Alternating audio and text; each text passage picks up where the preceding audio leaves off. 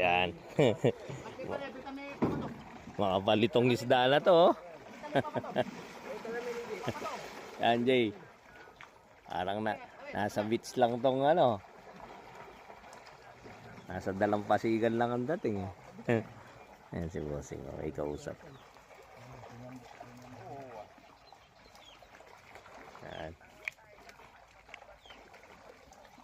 Makapal yung isda natin. Kaya ito'y lumalabas. Kailangan na naman noong bawasan para umusad yung size nito hanggat sa mapalaki ng gusto mga natitira. Ayan.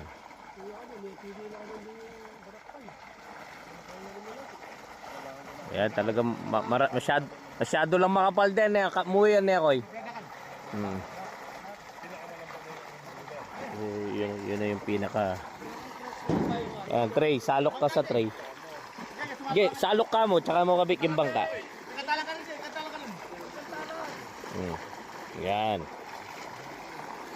Habang nagkakabik ka, ayan o.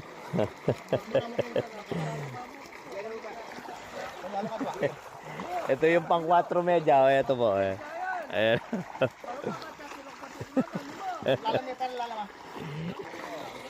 Kape tayo, kape. Umagang harvestan. Yan, dyan po. Yan. Oh, yan. Ayos.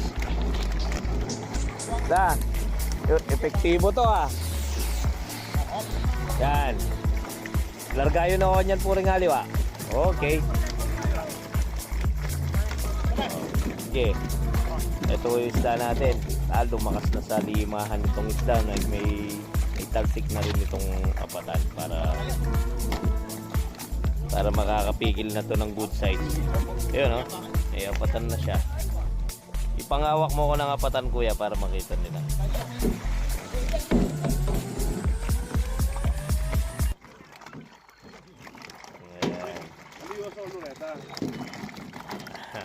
Ayan. Ito yung isda natin.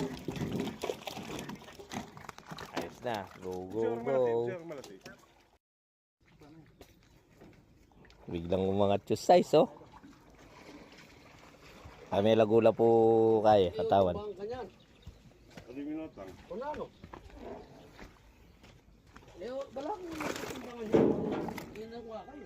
Yun yung isda natin ngayon.